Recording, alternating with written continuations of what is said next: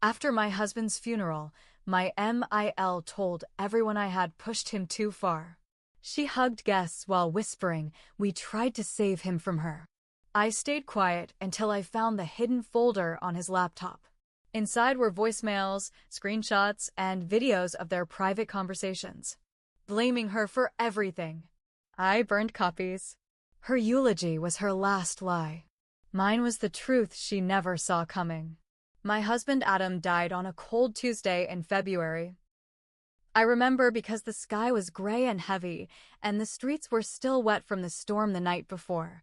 It didn't seem real at first. I sat in the ER waiting room, staring at the floor tiles, counting them over and over. I kept thinking if I just kept counting, the doctor wouldn't come out. That maybe he'd walk through the doors smiling, saying it was all a mistake. But the doctor came out. He didn't smile. He sat down next to me and said the words I still hear when I close my eyes. We did everything we could. Everything after that blurred. The calls, the paperwork, the way people looked at me like I might shatter into 1,000 pieces. The funeral was held the following Saturday in our small town in Ohio. Family and friends showed up in thick coats and black clothes. I wore the dress Adam had always liked, the simple navy blue one. I couldn't make myself wear black. It felt wrong, like I was admitting he was really gone. I sat there in the front row, clutching a tissue so hard it shredded in my hand. People filed in, hugging each other, whispering. I caught pieces of their conversations. Such a tragedy. He was always so sensitive. Maybe he just couldn't take it anymore. And then I heard her. Marcia, my mother-in-law. She was making the rounds, grabbing people by the shoulders, pulling them into these fake, racking sobs. Every time she hugged someone, she leaned in close and whispered poison into their ears. We tried to save him from her. She pushed him too far. We did all we could. I sat there frozen. My ears rang. I couldn't breathe. It wasn't enough that I had lost him. She wanted everyone to think it was my fault too. Marcia had always hated me. From day one. I wasn't good enough. I didn't come from money. I didn't go to the right church. I didn't know my place as a wife. She made sure I knew that every single time we saw her. But hearing her turn Adam's funeral into a campaign against me, that was a new low even for her. Still, I stayed quiet. I sat through her eulogy where she sobbed and sniffled and painted herself as this tragic, helpless mother who had lost her boy to darkness. She barely mentioned me. When she did, it was a vague, cutting reference to outside influences. I didn't say a word. I just kept my head down and thought about how I needed to get through the day. After the service, people barely looked me in the eye. A few gave me these tight, awkward hugs like they didn't know whose side they were supposed to be on. Others just avoided me altogether. I went home alone. The house was silent. His coffee cup was still in the sink. His sneakers were still by the door. His phone charger still tangled by the bed. I sat on the floor in our bedroom, staring at nothing for hours. At some point, I got up and opened his laptop. I don't even remember what I was looking for. Maybe a picture, a video, something to prove he had been real. Adam was terrible with organizing his computer. Everything was just dumped onto the desktop in random folders. I clicked through them absent-mindedly, not expecting anything. Then I saw it. A folder named Keep. It didn't look special. Just sitting there between his work reports and an old fantasy football roster. But something about it felt different. I opened it. Inside were hundreds of files. Voicemails. Screenshots. Videos. I opened one of the videos first. It was from Thanksgiving 2 years ago. You could see the kitchen crowded with people. Adam was standing by the fridge, looking cornered. Marcia was in his face, wagging a finger at him. "You've changed since you married her," she hissed. "You used to have dreams. You used to have ambition. Now look at you." Adam didn't say anything. He just stood there, his face pale and tight. I clicked on a voicemail next. "Do you even hear yourself, Adam?" Marcia's voice screeched through the speaker. You're throwing your life away for her. She's dragging you down, and you're too stupid to see it. I clicked on another file. It was a voice recording Adam made himself.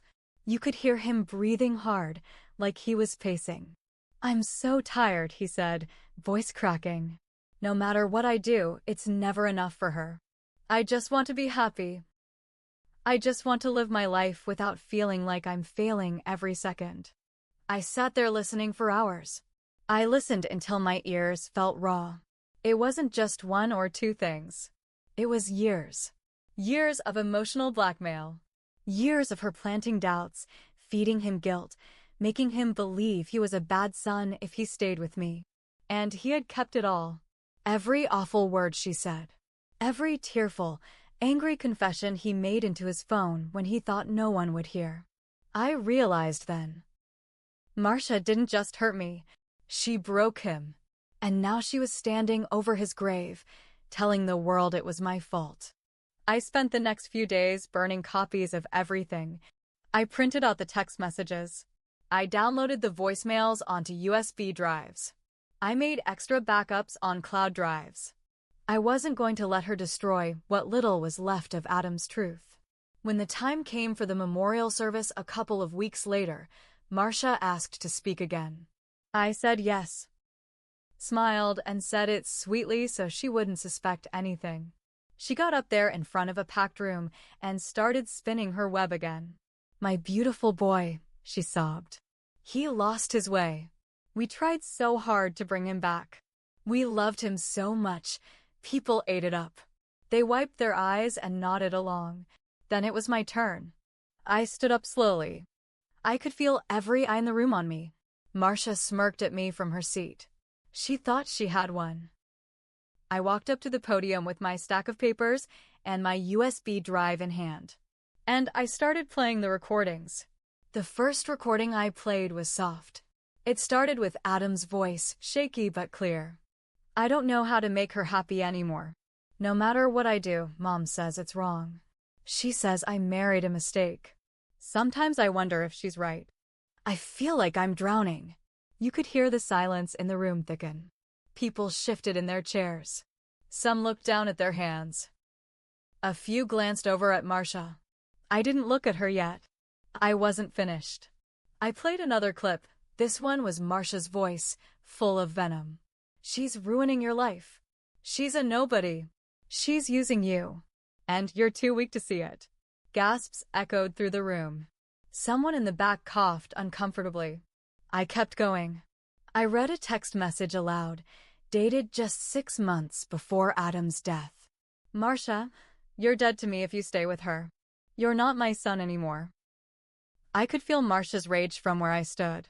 She tried to get up then, but I raised my hand without even looking at her. I let you talk, I said, my voice steady. Now you'll let me tell the truth. She sat back down hard, her mouth pressed into a tight line. Her cheeks flushed a deep, angry red. Then I pulled out the screenshots, the ones that showed how Marcia would flood Adam's phone with hundreds of messages whenever he didn't answer her fast enough. Threats, guilt trips, insults. And Adam's replies, short, desperate, exhausted. Please stop. I can't take this anymore. Why can't you just be happy for me? I showed it all. I made sure they saw it. When I finished, I didn't cry. I didn't beg anyone to believe me. I just stood there and said, Adam loved hard. He fought harder. But sometimes love isn't enough when you're being attacked from the inside out. He didn't lose his way. He was pushed off the path. And he deserved better than the lies being told about him. Then I stepped down. No one clapped. No one spoke.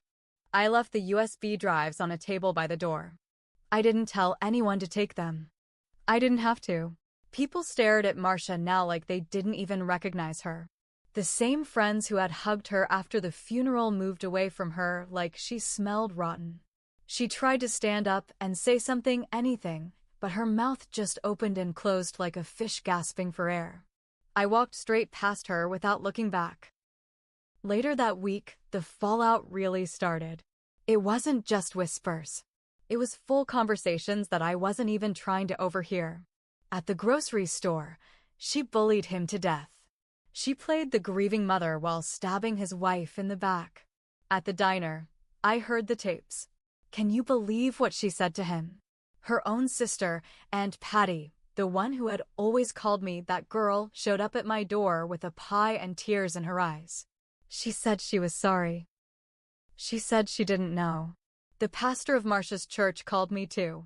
Said he wanted to make amends and asked if he could pray with me.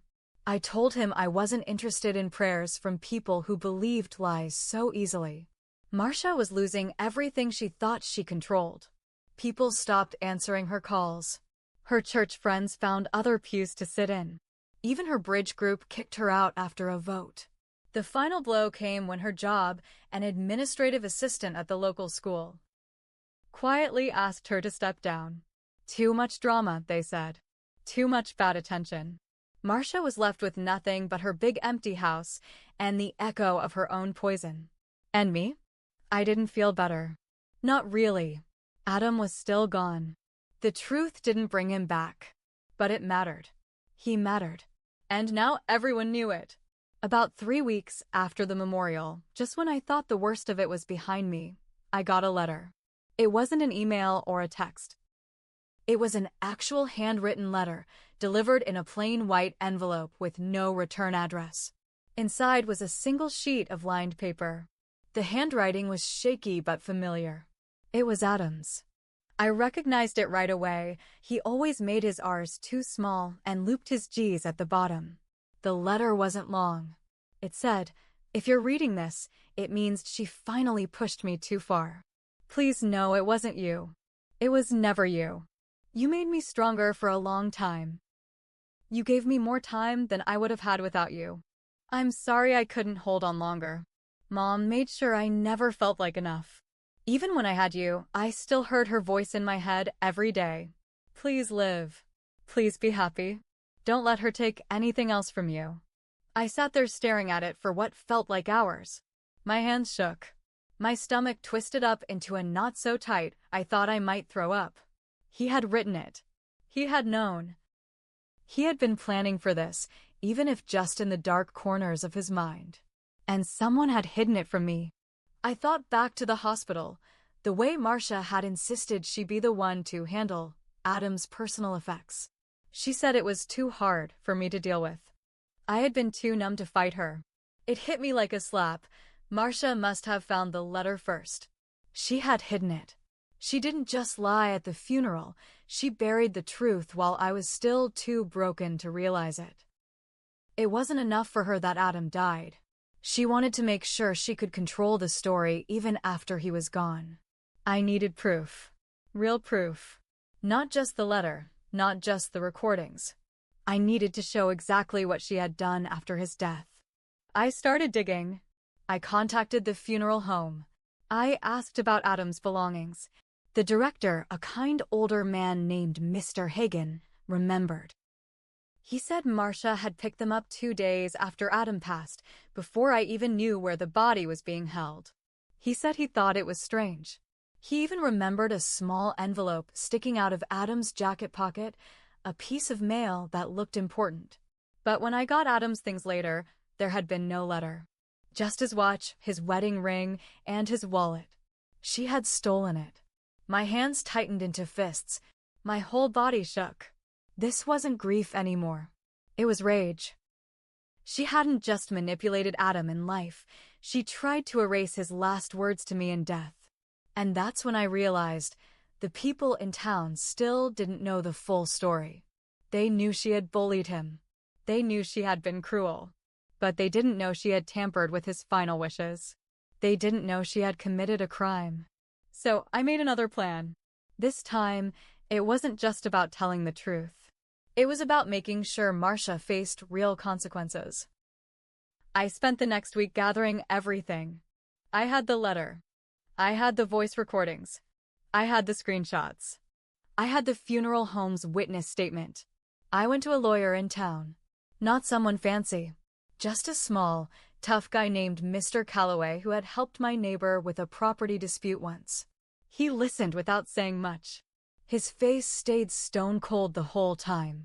When I finished, he leaned forward and said, "You have enough here to start a civil case. Maybe even criminal if you push hard enough. Theft of personal effects.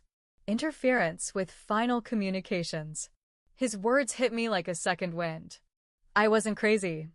I wasn't imagining it. We filed a lawsuit against Marcia for emotional distress, theft, and tampering with personal property. Word spread fast. Small towns are like that. Once the papers were filed, people talked. They whispered about how low Marcia had sunk. How she wasn't just a cruel mother. She was a thief who had tried to erase her dead son's last words to his wife. Marcia was served at her house in front of two of her old bridge group friends. She screamed at the delivery guy, cursed him up and down, but it was too late. The damage was done. When the court date came, she tried to walk in like she still had some dignity. She wore a sharp suit and heels. She looked polished. I walked in with Mr. Calloway and a box full of evidence. The judge was a stern woman with glasses hanging from a chain around her neck. She didn't waste time. She listened. She asked short, cutting questions. I sat there, calm and cold, while Mr. Calloway played the recordings. While he showed the texts. While he pointed out how Marcia had stolen Adam's personal belongings and hidden critical information. Marcia tried to argue. She said the letter was private and that she only meant to protect me. The judge cut her off. "You don't get to decide that," she said flatly. The courtroom was dead silent except for the sound of Marcia's breathing getting heavier and heavier. When it was all over, the judge ruled in my favor. Marcia was ordered to pay damages, enough that she had to sell her house to cover the settlement. The court also forced her to issue a public apology at the same church she had stood in to slander me after Adam's funeral. It wasn't just a simple, "I'm sorry" either. She had to stand there and read a statement admitting that she had emotionally abused Adam, that she had lied to everyone, and that she had hidden his final letter from me out of spite. I sat in the second row that Sunday morning while she did it. Marcia stood there, her hands shaking, her voice barely above a whisper. She stumbled through the statement, choking on her own words. She cried halfway through, but no one moved to comfort her. When she finished, she didn't look up. She just stood there, broken and small, while the pastor took back the microphone and led the congregation in a prayer, not for her, but for Adam. She lost everything after that. Her house, her friends, her place in the community. She moved 2 towns over into a crumbling apartment above a liquor store. I heard later she tried to start over, but word followed her. People knew. She spent her days alone, staring out a cracked window, living with the echo of what she had done. And me? I thought winning would make me feel better. But the truth is, it didn't erase the loss. It didn't bring Adam back. It didn't fix the hole in my chest. I made mistakes too. I should have fought harder to pull Adam away from her sooner. I should have seen the signs.